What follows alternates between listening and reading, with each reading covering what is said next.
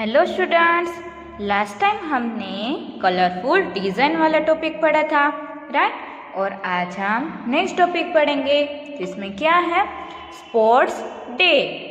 The school at Malappuram has its sports day. Malappuram में एक school थी, उसमें उस दिन स्पोर्ट्स डे था। The first 5 children in the long jump are. यहाँ पर लॉन्ग जंप के 5 स्टूडेंट्स दिए गए हैं कि जो फर्स्ट 5 स्टूडेंट्स थे, राइट, कि जिसके रैंक आए हुए थे। तो यहाँ पर हमें हाइट भी दी गई है। देखो, टीना, देन मीना, रेहाना, अनु एंड अमीना। उसका डिस्टेंस दिया गया है लॉन्ग जंप का। देखो, टीना का है 3.50 मीटर, मीना का 4.05 मीटर, 4.50 मीटर, देन अनु का 3.05 मीटर, अमीना का 3.35 मीटर। देन यहाँ पर क्या बोला है, देखो, Tina jump 3.50 metre which is 3 metre and 50 centimetre. ये हमने आगे देखा है, राइट, कि यहाँ पर बीच में अगर डॉट होता है, पॉइंट होता है, तो हम उसे कैसे रीड करेंगे, 3 metre 50 centimetre. But how far did Anu jump? Anu ने कितना दूर जंप किया? तो क्या आएगा, 3 metre and 5 centimetre, right. Then who is the winner in the long jump? तो लॉन्ग जंप का विनर कौन था? रेहाना, क्योंकि उसका डिस्टेंस है वो सबसे ज्यादा है। कितना है? 4.50 मीटर, इसीलिए। Then write the names of the first, second and third winners on this stand. क्या करना है, हमें उसके नेम्स लिखने हैं कि जिसके नंबर्स आए हैं फर्स्ट, सेकंड एंड थर्ड। तो ये आप लोगों को लिखना है कि फर्स्ट, सेकंड, थर्ड है वो किसका रैंक आया। आगे टेबल में देख के आप लोगों को ये कंप्लीट करना है। देन क्या बोला है यहाँ पर, do you remember that 1 metre is equal to 100 centimetre. आप लोगों को ये याद है, हम लोगों ने आगे सीखा था कि 1 metre is equal to 100 centimetre होता है। So 1 centimetre is 1 divide by 100 of a metre, right. We also write 1 centimeter as 0.01 metre, ये भी हमने आगे देखा ही था। देन यहाँ पर क्या बोला है, write in meters। हमें जो यहाँ पर डिजिट्स दिए गए हैं उसे मीटर्स में लिखना है। 3 metre 45 centimetre is equal to क्या लिखेंगे हम, 3.45 मीटर्स।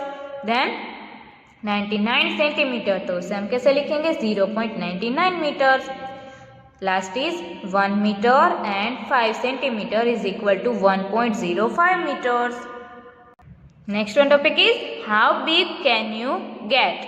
आप लोग कितने बड़े हो सकते हो। देखो यहाँ पर हमें एक पिक्चर दिया गया है, ए वाला क्या है, यहाँ पर 2 पिक्चर्स दिए गए हैं। देखो यहाँ पर है, आफ्टर ब्रीथिंग आउट, यहाँ पर उसकी चेस्ट की साइज कितनी है, 1.52 metre. And then on taking a deep breath, तो उसकी यहाँ पर कितनी दी गई है लेंथ, 1.82 मीटर। यहाँ पर उसकी चेस्ट की लेंथ दी गई है। तो ब्रीदिंग आउट के बाद कितनी है, 1.52। एंड डीप ब्रीथ, जब भी वो डीप ब्रीथ लेता है तब उसकी चेस्ट की साइज है 1.82 मीटर। डिफरेंस इन साइज, तो यहाँ पर हमें जो साइज दी गई है उन दोनों में डिफरेंस कितना है, 0.30 metre. Do this for yourself and find the difference। आप लोग भी अगर चाहो तो घर पे ये ट्राई कर सकते हो।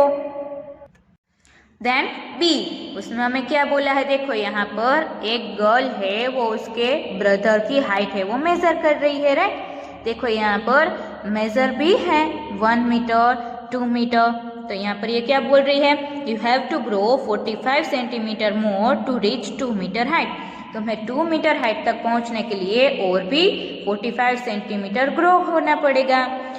What is Dinesh height in metres? तो फिर अभी दिनेश की हाइट है वो मीटर्स में कितनी होगी, 1 मीटर 55 सेंटीमीटर, राइट, क्योंकि उसे 2 मीटर तक पहुंचने के लिए अभी 45 सेंटीमीटर ग्रो करना पड़ेगा, इसलिए उसकी हाइट है 1 metre 55 centimetres. Then next is practice time. First one is money from different countries. Have you seen any notes or coins used in any other country? कि आप लोगों ने कभी दूसरे कंट्री के नोट्स या तो उसके कॉइन्स देखे हैं? अगर आपने देखे हैं तो यहाँ पर येस लिखना है, अगर नहीं देखे हैं तो नो लिखना है। Then Shivam Bank has a chart to show us how many Indian rupees we can get we change the money of different countries। हमें यहाँ पर इंडियन कंट्री के हिसाब से उसकी कंपैरिजन में जो दूसरी कंट्रीज है उसके यहाँ पर मेजरमेंट दिए गए कि उसे हमें एक्सचेंज करना है, तो हम कैसे कर सकते हैं। यहाँ पर हमें चार्ट दिया गया है।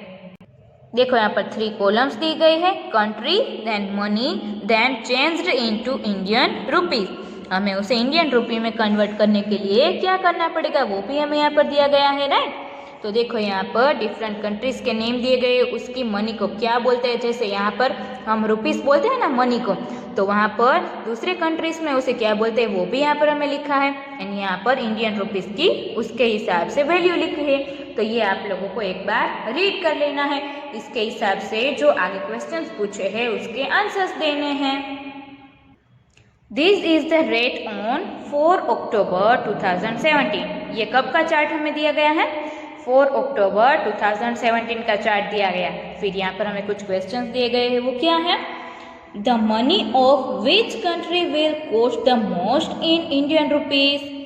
कौन सी ऐसी कंट्री है कि जिसके मनी है वो मोस्ट है, मतलब कि वो ज़्यादा कॉस्टली है, तो उसमें कौन सा कंट्री आएगा? इंग्लैंड, क्योंकि उसकी वैल्यू क्या है? 86.63 pound, right. Then B is Mithun's uncle in America had sent him 10 USA dollars as a gift। मिथुन के अंकल अमेरिका में है, उसने उसके भतीजे को 10 USA डॉलर से वो गिफ्ट के तौर पर भेजे। Mithun used 350 rupees for a school trip. फिर उसमें से मिथुन ने कितने यूज किए? 350 रुपीज से वो उसने स्कूल ट्रिप पर खर्च किए। How much money was left with him. तो अभी मिथुन के पास कितने रुपीस बचे होंगे? आंसर आएगा 302.90। वो कैसे आया? तो पहले तो यूएसए डॉलर की हम बात करें तो उसमें वैल्यू हमें क्या दी गई है टेबल में? 65.29, राइट। और उसने कितने भेजे? 10। तो हम क्या करेंगे? 10 मल्टीप्लाई बाय 65.29, तो फिर उसका मल्टीप्लिकेशन करेंगे तो आंसर आएगा 652.90। फिर उसमें से जो उसने स्कूल ट्रिप पर जो खर्च किए उसे सबट्रैक्ट कर दिया, तो आंसर हमें क्या मिला? ₹302.90। Then C is Majid's father is working in UAE. He gets 1000 dirham as salary। Majid के फादर है वो UAE में वर्क कर रहे थे, उसकी सैलरी कितनी थी? 1000 dirham। Then Arun's father who is working in Sri Lanka gets 2000 Sri Lankan rupees. और अरुण के फादर थे वो श्रीलंका में वर्क कर रहे थे, तो उसकी सैलरी थी 2000 Sri Lankan rupees. Who gets more Indian rupees as salary। तो किसने ज्यादा रुपीस मिल रहे होंगे सैलरी में? तो आंसर आएगा Majid father. Number D is Leena's auntie brought a present for her from China। Leena की आंटी है वो उसके लिए प्रेजेंट लाई, कहाँ से? चाइना से। It cost 30 UN। Find what it cost in Indian rupees. तो उसमें आंसर क्या आएगा? ₹294.90 इन इंडियन रुपीज। ये आप लोगों को टेबल में देखना है तभी आंसर पता चलेगा। Then number E is Aastha wants some Hong Kong dollars and 1। Aastha को कुछ हांगकांग डॉलर्स चाहिए थे एंड 1 चाहिए थे। First one question is how many one can she change for ₹400। वो 1 है, उसे कैसे चेंज करती है? तो आंसर आएगा 4 डिवाइड बाई 0.06। उसे हम कैसे करेंगे? 4 डिवाइड बाई 0.06 करेंगे, तो उसमें से हमें क्या पता चलेगा? आंसर आएगा 66.671। Then second one is how many Hong Kong dollars can she change for ₹508। 508 में वो कितने हांगकांग डॉलर से वो चेंज कर सकती है? तो हम क्या करेंगे? 66.67 मल्टीप्लाई बाय 100, तो उसमें आंसर क्या आएगा? 6,667 one. Then second one is Kiran went shopping with rupees 200. Look at the bill. The shopkeeper forget to put the point correctly in the prices. देखो यहाँ पर किरण है वो शॉपिंग करने के लिए गई थी ₹200 लेकर। फिर हमें बिल के ऊपर देखना है और शॉपकीपर है वो प्राइस में कुछ पॉइंट है वो डालना भूल गया है। Put the point in the correct place and find out the total amount of the bill. हमें जो टोटल अमाउंट है वो बिल का फाइंड आउट करना है। तो देखो हम यहाँ पर से टोटल फाइंड करते हैं। पहले तो यहाँ पर हमें बिल दिखाई दे रहा है, यहाँ पर कुछ चीज़ें हैं, उसका बिल है, आइटम, क्वांटिटी एंड उसकी प्राइस इन रुपीस। शॉप है उसकी क्वांटिटी 1 है, उसकी प्राइस है 1250। देन ग्रीन ग्राम वो उसकी क्वांटिटी है 1 किलोग्राम, उसकी प्राइस है 5025। देन टी उसकी क्वांटिटी 250 ग्राम, उसकी प्राइस है 2725। देन कोकोनट ऑयल उसकी क्वांटिटी 1 लीटर है, उसकी प्राइस है 6000। उसका टोटल कितना होगा? पहले हम क्या करेंगे, इन सभी का एडिशन करेंगे तो हमें आंसर मिलेगा 150 रुपीज़। क्या आएगा आंसर? 150 रुपीज़, क्योंकि यहाँ पर जो शॉपकीपर है वो परफेक्ट यहाँ पर पॉइंट डालना भूल गया है।